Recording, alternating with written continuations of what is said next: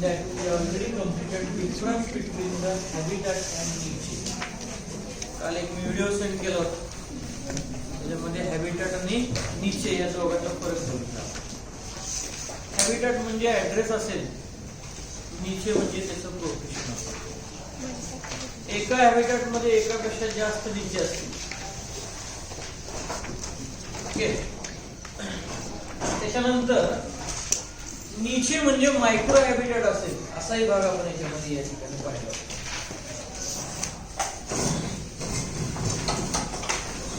निचेचं जे climatic condition असेल ते एक पर्टिक्युलर आणि हॅबिटॅटचं जे काय क्लायमॅटिक कंडिशन असेल ते थोडंसं लिबरल आपण म्हणूया. ते व्हेरिएशन तुम्हाला याच्यामध्ये पाहायला मिळेल. असा काही भाग आपण त्याच्यामध्ये राहू दे सर, राहू दे हे बघा राहू दे. तर याला आपण हॅबिटॅट आणि निचे असं आपण त्याच्यामध्ये या ठिकाणी म्हणतो होतो आणि या दोघांमधला जो फरक आहे तोही आपण याच्यामध्ये या ठिकाणी पाहिला. यानंतर आपल्याला जो नवीन भाग यातला बघायचा आहे that is the major abiotic factors. कशासाठी? तर major abiotic factor influencing the habitat. आपल्याला दोन टर्म अगदी क्लिअर झाले, हॅबिटॅट आणि निचे. एखादा पॉन्ड आहे ते हॅबिटॅट आहे आणि पॉन्ड मधला जो काही एकदम तळाचा भाग आहे तो निचे असं काल आपण बघितलं. मग अशा हॅबिटॅटवर परिणाम करणारे अबायोटिक फॅक्टर कुठले असतात? अगोदर लक्षात घ्या, अबायोटिक फॅक्टर म्हणजे काय? नॉन लिव्हिंग थिंग्स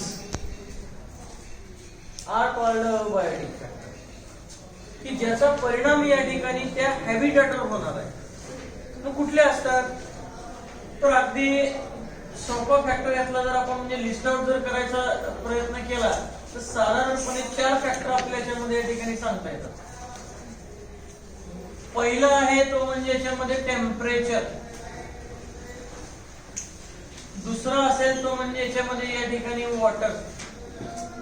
चौथा याच्यामध्ये या ठिकाणी सांगितला जातो तो म्हणजे याच्यामध्ये या ठिकाणी सनलाइट. तिसरा आणि चौथा याच्यामध्ये या ठिकाणी जो सांगितला जातो तो म्हणजे याच्यामध्ये या ठिकाणी सॉइल.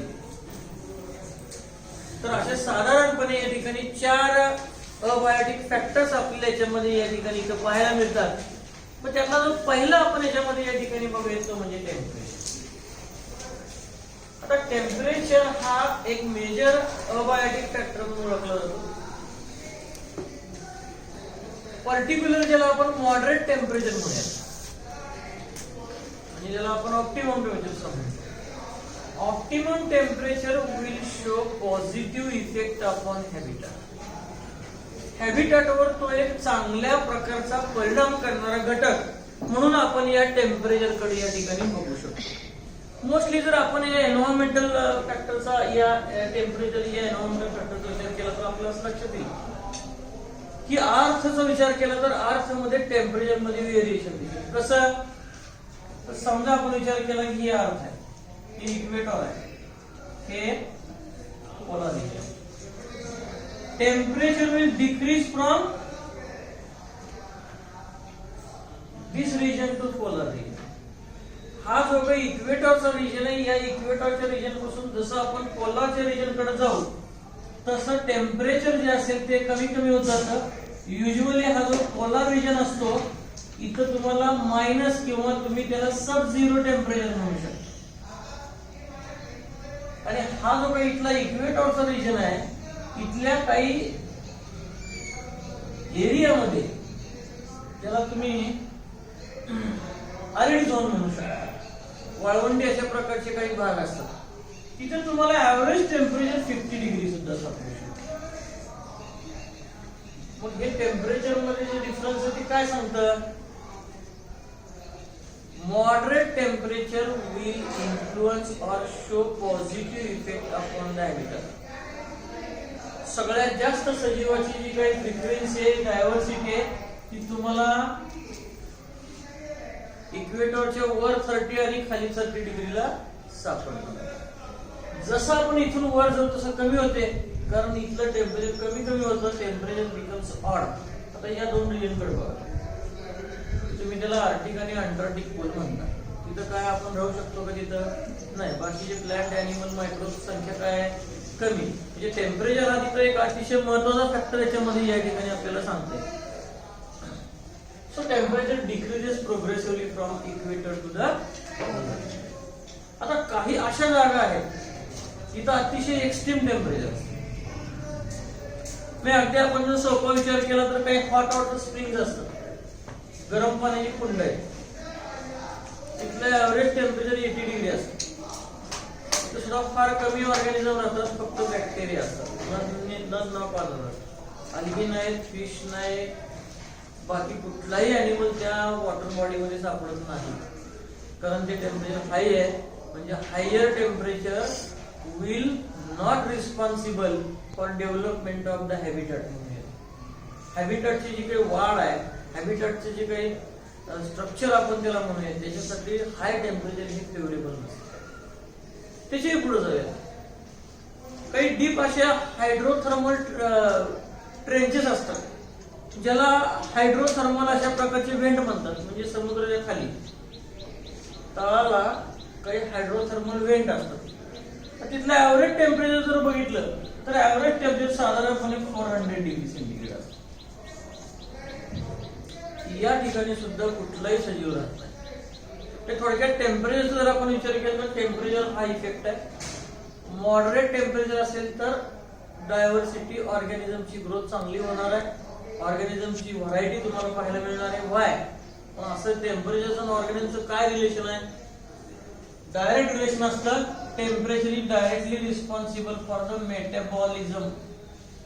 आपल्या शरीरामध्ये होणाऱ्या ज्या काही चयापचयाच्या ज्या क्रिया असतात पेशीमध्ये चालतात, त्याला मॉडरेट टेम्परेचर असणं आवश्यक आहे. 35 डिग्री सेंटीग्रेड, 30 डिग्री सेंटीग्रेड. जसं आपण 30-35 पासून खाली खाली येत जाऊ तसं ह्या रिॲक्शन्स कमी होतात, आणि जसं आपण वर जाऊ तसं या रिॲक्शन चेंजेस व्हायला लागतात. कारण मोस्टली हे मेटाबॉलिझमचे जे रिॲक्शन असतात या एन्झायमॅटिकली कॅटलाइज्ड असतात, आणि एन्झाईम हे प्रोटीननी तयार झाले असतात. आणि याचं वैशिष्ट्य काय असतं एन्झाईमचं? Higher temperature will denature the enzyme and lower temperature will deactivate the enzyme. अगदी आपला विचार की आपल्या बॉडीचं temperature 37 degree at any season, मग आपल्याला 37 अंश ठेवलं जातं. कारण काय? आपल्या शरीरामध्ये होणाऱ्या इतक्या रिॲक्शन असतात. म्हणजे आपण आपली एक सेल जर घेतली तर आपल्या एका सेलमध्ये 5000पेक्षा जास्त रिॲक्शन एका वेळेस चाललेली असतात. ह्या सगळ्या रिॲक्शन ह्या एन्झायमॅटिकली कंट्रोल. डायजेशनची प्रोसेस आहे, तिथे सुद्धा काही रिॲक्शन आहे त्याही एन्झायमॅटिकली कंट्रोल आहे. रेस्पिरेशन आहे, एटीपी फॉर्मेशन आहे, ही सुद्धा एन्झायमॅटिकली कंट्रोल आहे. आणि मग या रिॲक्शन ऑप्टिमम टेम्परेचरला चालतात 37 डिग्रीला. त्यापेक्षा टेम्परेचर वाढलं म्हणजे आपल्याला ताप आला म्हणजे तर 37 ठिकाणी 40 होईल, 41 होईल. मग जेव्हा टेम्परेचर वाढतं तेव्हा काय होतं? हे एन्झाईम मोडायला लागतं. एन्झाईम मोडायला लागलं की बाकीच्या आपल्या सगळ्या बॉडीवर परिणाम व्हायला लागतो. म्हणून डॉक्टरांचा पहिला प्रयत्न असतो तापमान कमी करायचं. हे रिझन आहे. आणि तसंच सगळ्या सजीवांच्या बाबतीमध्ये the first factor that is called as the temperature. तर हा जो टेम्परेचर आहे हा इन्फ्लुएन्सिंग फॅक्टर आहे. पण या हॅबिटॅट या पूर्ण इकोसिस्टम अर्थाचा विचार केला तर अर्थमध्ये किंवा अर्थावर टेम्परेचरला रिस्पॉन्स देणारे 2 प्रकारचे कॅटेगरी ऑर्गॅनिझम. एकाला म्हणतात याच्यामध्ये युरोथर्मल, आणि दुसरी कॅटेगरी आहे त्याला याच्यामध्ये म्हणतात स्टेनोथर्मल. इथं थर्मलचा अर्थ लक्षात घ्या टेम्परेचर.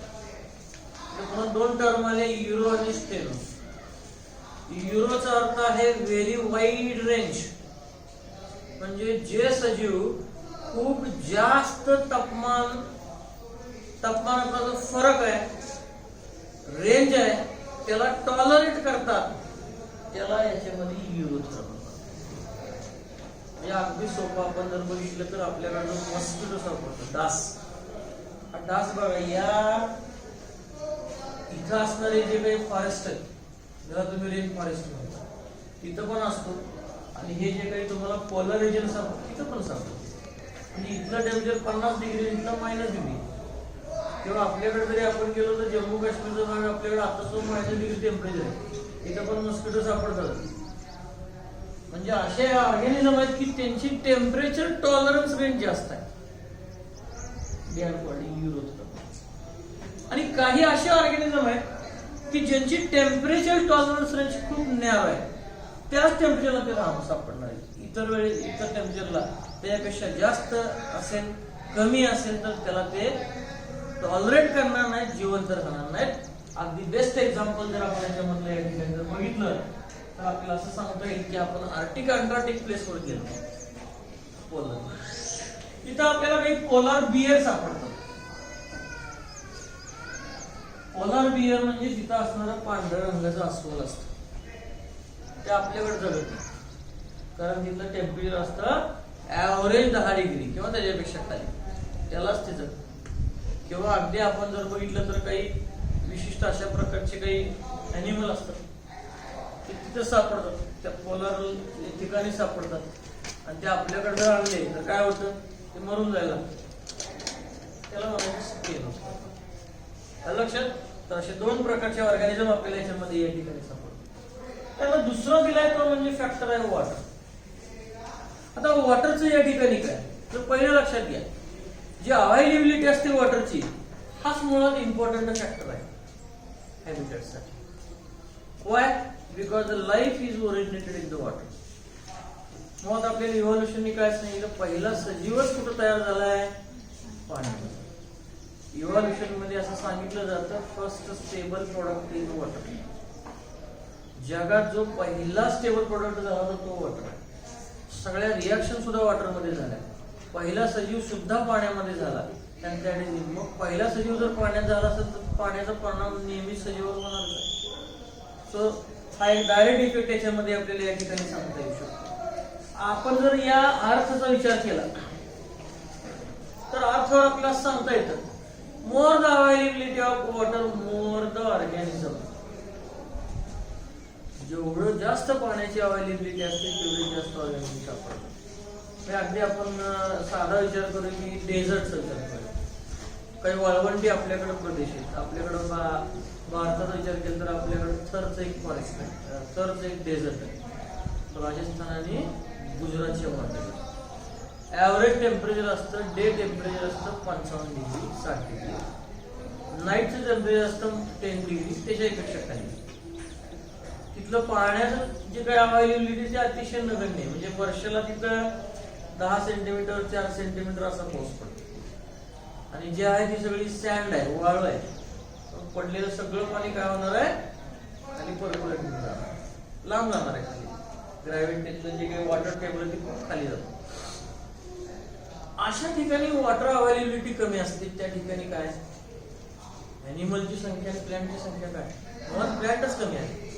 आणि प्लॅन्ट जर कमी असेल, व्हेजिटेशन कमी आहे.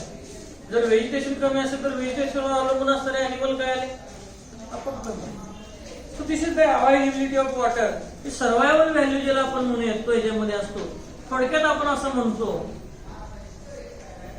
Distribution of water is the major factor for the distribution or availability of the organism. म्हणून नेहमी हा पृथ्वीचा हा जो भाग आहे आपला, हा इक्वेटर आहे. याच्यावर 30 आणि खाली 30 मी सांगितले. इथं साधारणपणे वॉटर अवेलेबिलिटी चांगली आहे. हा रेन फॉरेस्टचा एरिया. सूर्यप्रकाश 90 अंशामध्ये इथं पडतो. पर्जन्यमान चांगलं आहे. आणि मग इथंच तुम्हाला जास्त सजीव सापडतात, कारण वॉटरची अवेलेबिलिटी या ठिकाणी जास्त असते. तर तो एक भाग याच्यामध्ये या ठिकाणी आपल्याला सांगता येईल. आता काही ॲक्वॅटिक अॅनिमल पण असतात. म्हणजे काही आपण बघतो की काही गोड्या पाण्यात राहतात, काही खाऱ्या पाण्यात राहतात. तिथं अवेलेबिलिटी हा फॅक्टर नाहीये. तिथं त्या वॉटरची सॅलिनिटी आणि त्या वॉटरचा पीएच हे इन्फ्लुएन्सिंग फॅक्टर असतात. म्हणजे अगदी आपण खाऱ्या पाण्यातला एखादा मासा गोड्या पाण्यात टाकला तर तो काय होईल, फार काळ जगणार, तो मरून जाईल. आणि उलट आहे, गोड्या पाण्यातला आपण खाऱ्या पाण्यात टाकलं तर सुद्धा काय तो मरूनच जाणार. म्हणजे इथं वॉटरची अवेलेबिलिटी नाही, दोन्हीकडे वॉटर आहे, फक्त आता परिणाम कशाने केलाय? सॉल्ट, सॅलिनिटी आणि पीएच. मग सॅलिनिटी आणि पीएच हे दोन तिथं जबाबदार याच्यामध्ये या ठिकाणी असतात. ऍक्च्युली सॅलिनिटी म्हणजे काय? पर्सेंटेज और अमाऊंट ऑफ डिझॉल्व्ड सॉल्ट, त्याला सॅलिनिटी म्हणायचं. जे आपलं गोडं पाणी असतं त्याची सॅलिनिटी फक्त 4 ते 5 पीपीटी असते. पीपीटी आणि पीपीएम मध्ये फरक आहे. पीपीएम चा अर्थ आहे पार्ट पर मिलियन आणि सॅलिनिटी ही पीपीटी मध्ये मोजली जाते, पार्ट पर 1000. म्हणजे एका आपण त्या वॉटर बॉडीचा विचार केला तर या वॉटर बॉडी मधले 1000 मॉलिक्युल पाण्याचे असतील किंवा जे काय असतील ते 1000 मॉलिक्युल मध्ये सॉल्टचे किती मॉलिक्युल असतील ती संख्या म्हणजे पीपीटी, ती सॅलिनिटी आहे. आणि गोड्या पाण्यामध्ये किती लागणार आहे तुम्ही सांगितलं? 5 पीपीटी. अगदी हायेस्ट जर आपण याचा विचार केला तर जे काही हायपर सलाईन लगून असतात,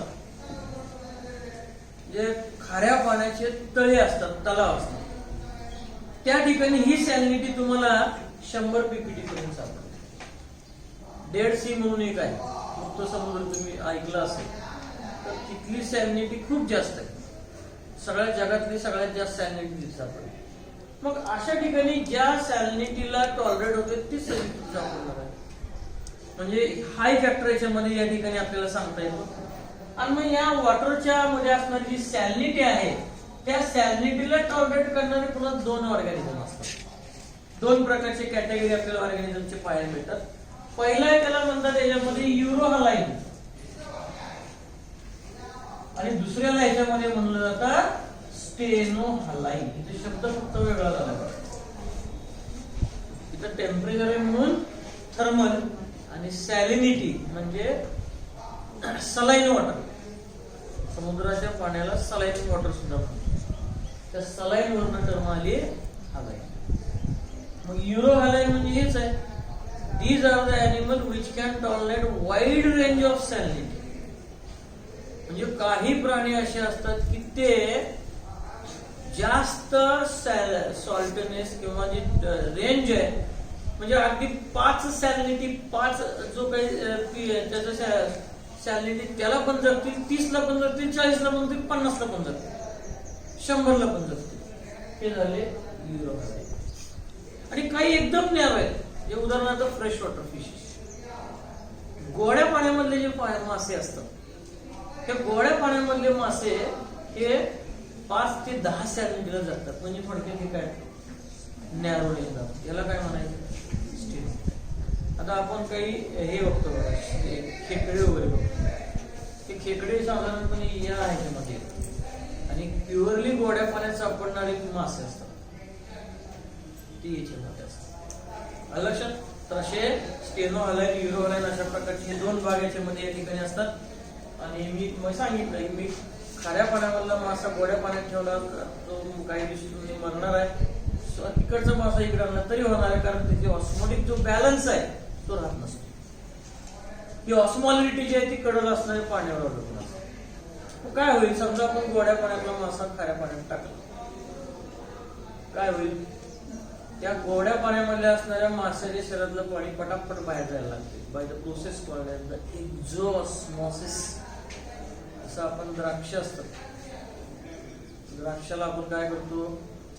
मनुक्यामध्ये रूपांतर करतो. किंवा लोणचं करताना आपण काय करतो? ते फोडी सगळ्या मिठात टाकतो. मग मिठात टाकले काय होतं? त्या फोडीतलं सगळं पाणी बाहेर येतं का? तसा प्रकार या माशाच्या बाबतीत.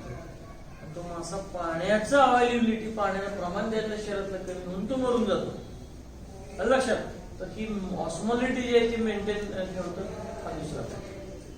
तिसरा असा दिलाय तो म्हणजे याच्यामध्ये या ठिकाणी सनलाईट किंवा लाईट आपण म्हणूया. मग आता सनलाईटचं डायरेक्ट रिलेशन काय? Sunlight is direct responsible for photosynthesis. बरोबर आहे.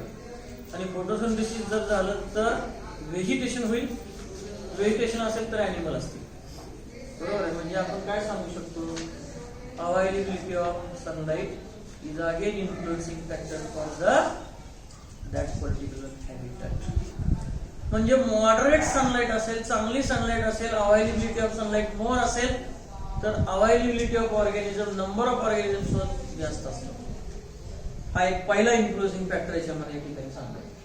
आता काही प्लॅन्ट मग आपल्याला असे सापडतात की ज्यांना सनलाईटची इंटेन्सिटी कमी लागते. म्हणजे जंगलामध्ये आपण गेलो तर अगदी उंच झाड असतात पण त्याच्या खाली सावलीमध्ये उगवणारी छोटीशी प्लॅन्ट असतात. मग त्यांचं वैशिष्ट्य काय तर त्यांना सनलाईटची इंटेन्सिटी कमी लागते.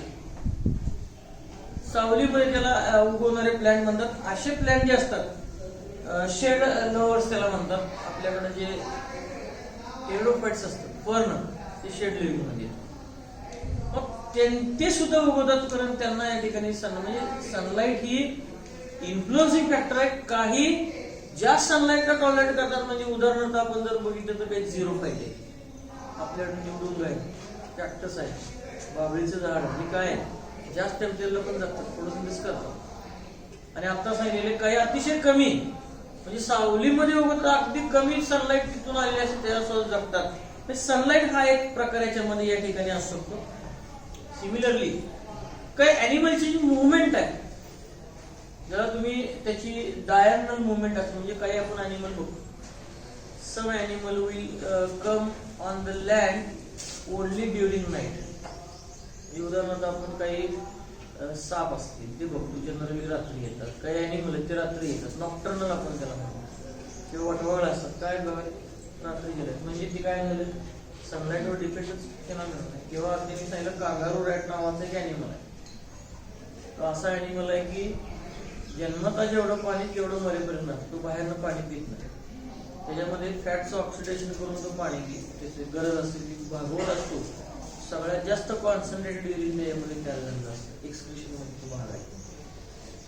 तो सुद्धा सनलाईटला टॉलरेट टेम्परेचर सनलाईटला काय करतो तो ऍडजस्टेबल तिथे डे टाइमला बाहेरच पडत नाही. तो वेळात खाली मॉलच्या खाली लपून बसतो. नाईटला टेम्परेचर कमी झाले की बाहेर येतो. याला आपण काय म्हणूयात डायगोनल किंवा सीझनल व्हेरिएशन. म्हणजे आपल्याकडे बघतो की सीझनल व्हेरिएशन पण आहे.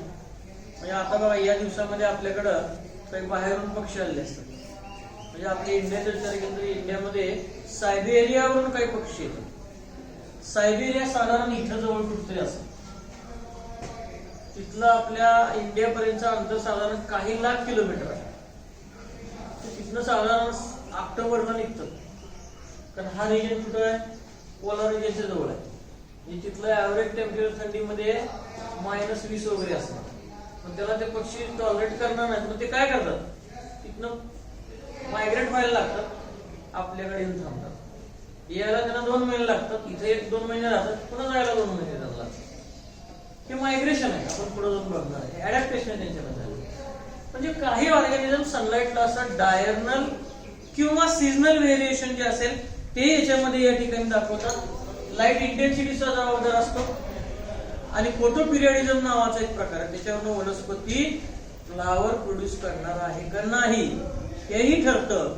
तर असा सनलाईट नावाचा एक इम्पॉर्टंट फॅक्टर याच्यामध्ये आपल्याला सांगता येईल. तर मेजॉरिटी काही अॅनिमल मध्ये काही प्लांट मध्ये ते मायग्रेशन आहे, फोर्जिंग ऍक्टिव्हिटी असतील, रिप्रोडक्टिव्ह ऍक्टिव्हिटी सगळ्या सनलाईटच्या इंटेन्सिटीवर वगैरे याच्यामध्ये या ठिकाणी डिपेंड असतात. हा एक आणि शेवटचा फॅक्टर दिलाय तो म्हणजे सॉइल. मग आता सॉइलचं जे काही नेचर आहे आणि प्रॉपर्टी जे सॉइलचे असतात या डिपेंड कशावर असतात तर एस्पेशली या क्लायमेट किंवा विदरिंगची प्रोसेस. विदरिंग म्हणजे एखादा मोठा दगड आहे, वारं सारखं त्याला येऊन आलं, पाऊस त्याच्यावर सारखा पडला तर काय होईल तो झिजायला लागतो. झिजला म्हणजे त्याचं रूपांतर कशात झालं मातीमध्ये होतं. एक लक्षात घ्या आपण शेतामधली माती होतो 1 इंचाचा मातीचा जो थर आहे तोच फर्टाईल तोच पिकावा आहे. तो 1 इंचाचा माती थर व्हायला कमीत कमी 150 वर्ष लागतात. तर ही विदरिंगची प्रोसेस आहे. दगड आहे तो दगड काय व्हायला पाहिजे झिजायला पाहिजे.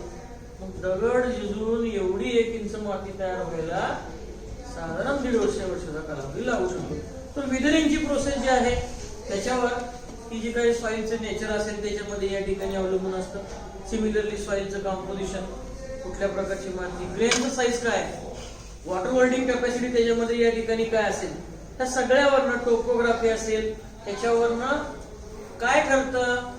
व्हेजिटेशन काय आहे ते ठरणार आहे. म्हणजे अगदी आपण याचा विचार करू या रिजनचा, इथली जी माती असते त्याची वॉटर होल्डिंग कॅपॅसिटी चांगली, फर्टिलिटी चांगली, पर्क्युलेशन पॉवर चांगली, आणि त्यामुळे या रेंजमध्ये तुम्हाला व्हेजिटेशन जास्त सापडतं. ट्रॉपिकल रेनफॉरेस्ट इथे येतात. म्हणजे आता आपण जर विचार केला तर आपल्याकडे असणारे अमेझॉन फॉरेस्ट किंवा इंडियाचा विचार केला तर इंडियामध्ये जो अंदमान निकोबारचे जे काही बेट आहे तो भाग इथे, किंवा जो ईस्टर्न इंडिया मेघालय शिलॉंग हा जो भाग आहे अरुणाचल तो भाग इथला आहे. मग इथं काय, इथं माती चांगली, माती पाणी धरून पण ठेवते आणि पर्क्युलेशन चांगलं आहे, तिथलं जे काही ह्युमस कंटेंट चांगलं आहे, फर्टिलिटी चांगली आहे, मग व्हेजिटेशन पण चांगलं आहे, प्लॅन्ट चांगले, संख्या जास्त. मग प्लॅन्ट म्हणजे व्हेजिटेशन जेवढे जास्त तेवढे आपण काय वाढले, ॲनिमल वाढले. म्हणजे लक्षात घ्या, प्लॅन्ट व्हेजिटेशन वाढले की हर्बिव्हर्स वाढले, हर्बिव्हर्स वाढले की स्मॉल कार्निव्हर्स वाढले, स्मॉल कार्निव्हर्स वाढले की लार्ज कार्निव्हर्स वाढले, मग बॅक्टेरिया वाढतील, फंगाई वाढतील, म्हणजे बायोडायव्हर्सिटी वाढली. तर सॉइलचा विचार केला तर सॉइलवर या ठिकाणी असं काही ज्याला आपण म्हणूया ते सगळं अवलंबून याच्यामध्ये या ठिकाणी असतं. प्लॅन्ट अँड ॲनिमल जे काही राहणार आहे ते ऍक्च्युली ह्या चारही फॅक्टरवर अवलंबून असतात. आता असं लक्षात घ्या की एव्हरी टाइम ते सगळे फॅक्टर फेवरेबल असतील असं नाही. मग काय करावं लागतं? These organisms, either plants or animal, has to adapt. त्यांना जर राहायचं असेल, फ्लरिश व्हायचं असेल, वाढ करायची असेल तर त्यांना काहीतरी ऍडजस्टमेंट करावं लागते आणि त्या ऍडजस्टमेंटला इथं याच्यामध्ये नाव दिलं जातं ऍडॅप्टेशन. मराठीमध्ये आपण त्या ऍडॅप्टेशनला याच्यामध्ये अनुकूलन असं म्हणतो. हा एक भाग. दुसरं म्हणजे याच्यामध्ये काय, तर त्या फॅक्टर चेंज झाले तर काही ऑर्गॅनिझम काय करतात, एक वेगळा फेनॉमेनॉन दाखवतात, त्याला होमिओस्टॅसिस म्हणतात. होमिओस्टॅसिसचा अर्थ आहे maintaining the internal environment constant.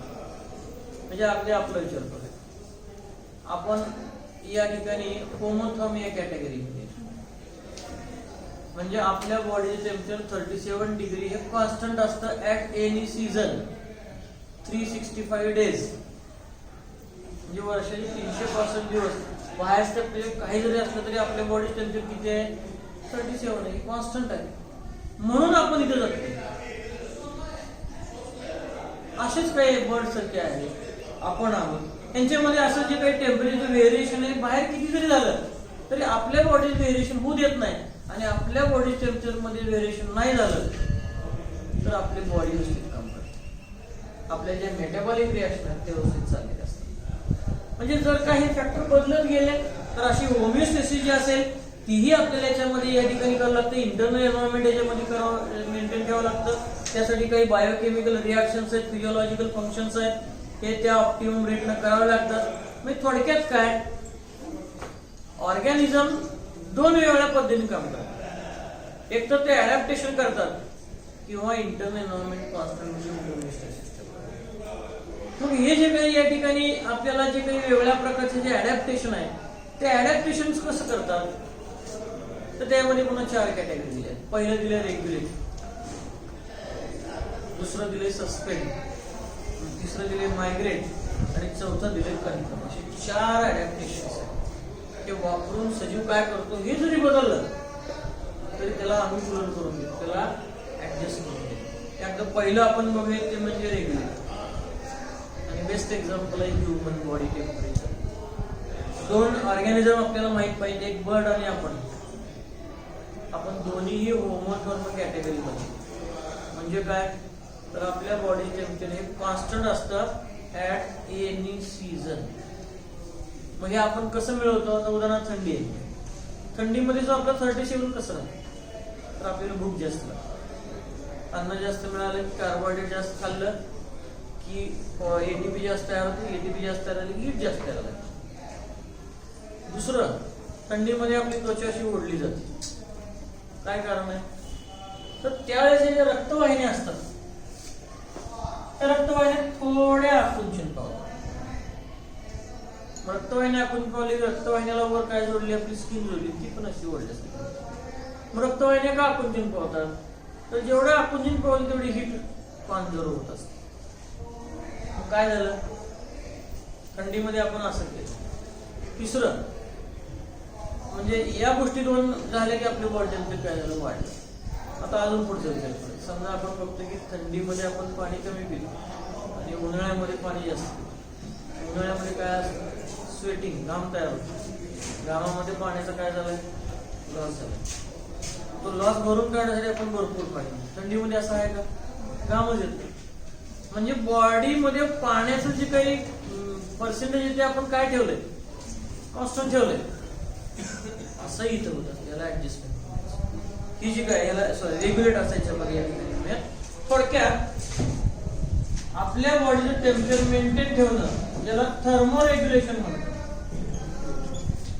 आणि आपल्या बॉडीचं ऑस्मोटिक बॅलन्स मेंटेन ठेवणं याला ऑस्मोरेग्युलेशन म्हणतात.